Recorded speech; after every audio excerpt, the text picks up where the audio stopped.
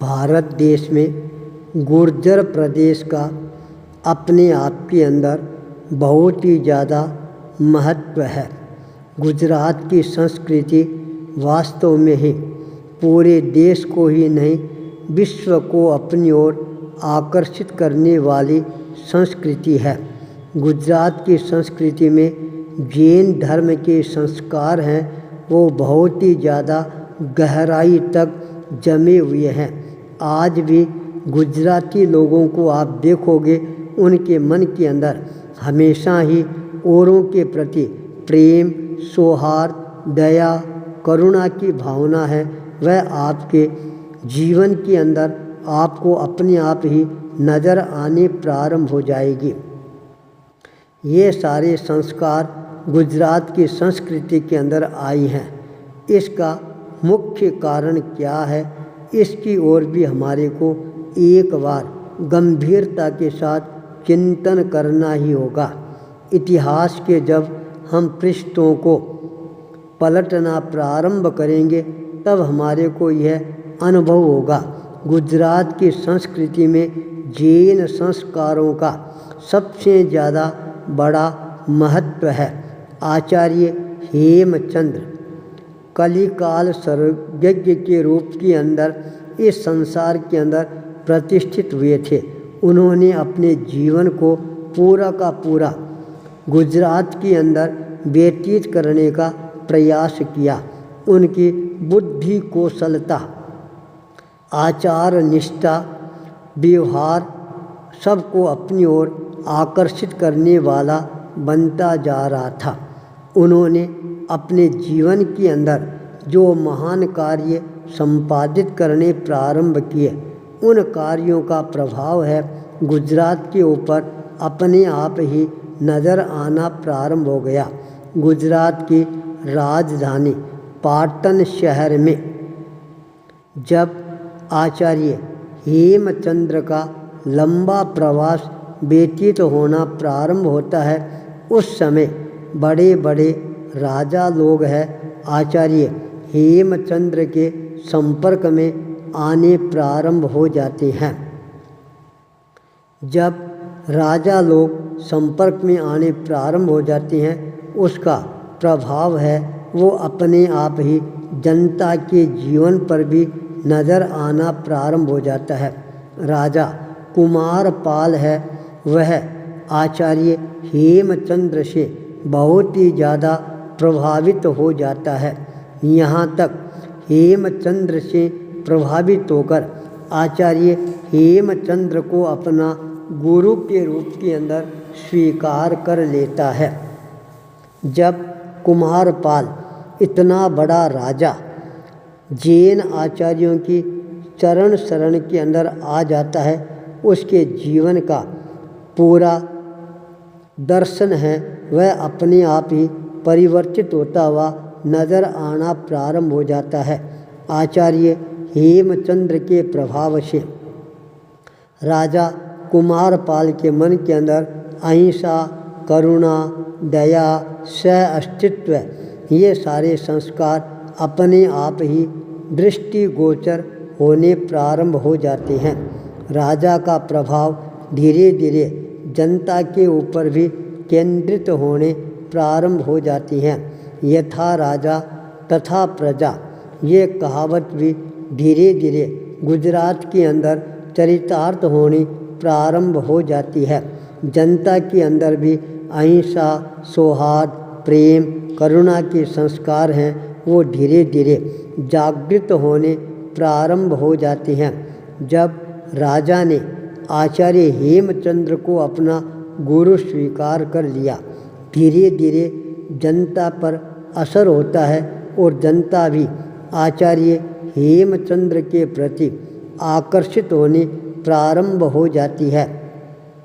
आचार्य हेमचंद्र को अपना गुरु मानना स्वीकार करना प्रारंभ कर देती है। जब कोई व्यक्ति किसी को गुरु मान लेता है फिर उसके आदेश, निर्देश, उपदेश, संकेत सबको हर हालत के अंदर पूरा करने का प्रयास करना प्रारंभ कर देते हैं। आचार्य हेमचंद्र का प्रभाव इतना ज़्यादा बढ़ता है, जनता के मन के अंदर अपने आप ही और ज़्यादा गहराई के साथ उन संस्कारों का अवतरण होना प्रारंभ हो जाता है।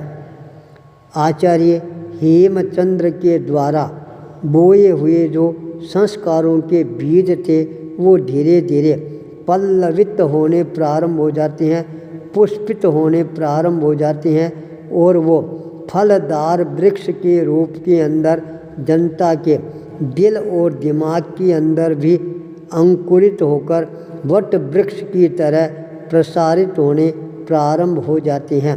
धीरे धीरे पूरा गुजरात की जो संस्कृति है वह संस्कृति जैन संस्कृति के रंग के अंदर अपने आप ही रंगनी प्रारंभ हो जाती है।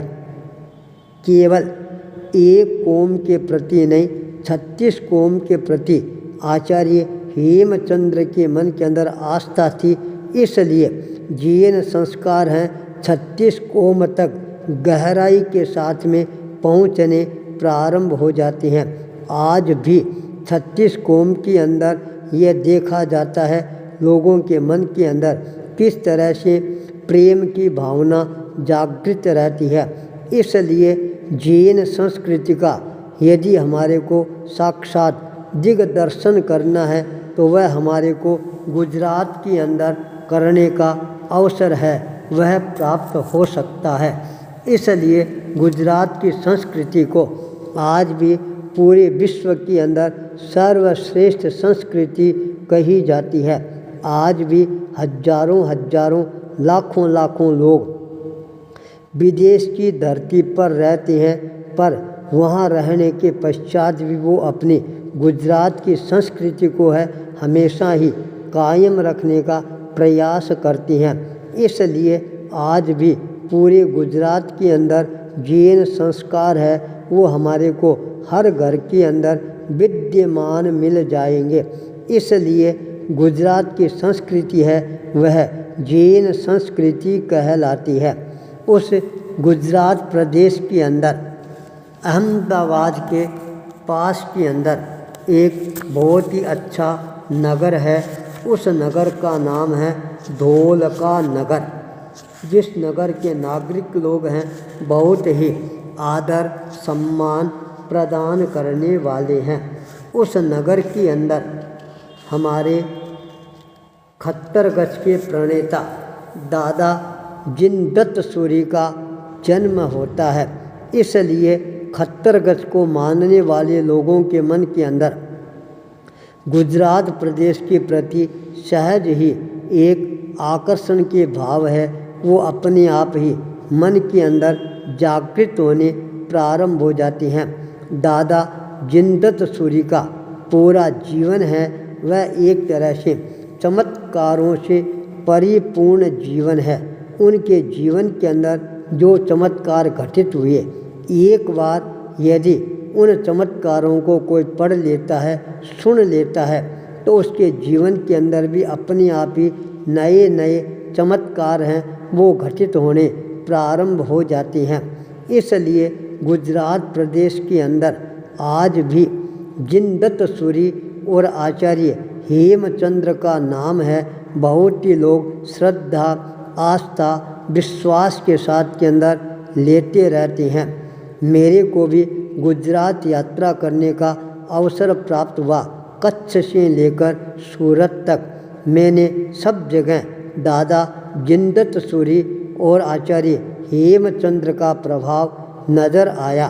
दादा जिनदत्त सूरी का जीवन है वह हमारे लिए और ज़्यादा कितना प्रेरणादायी बन सकता है।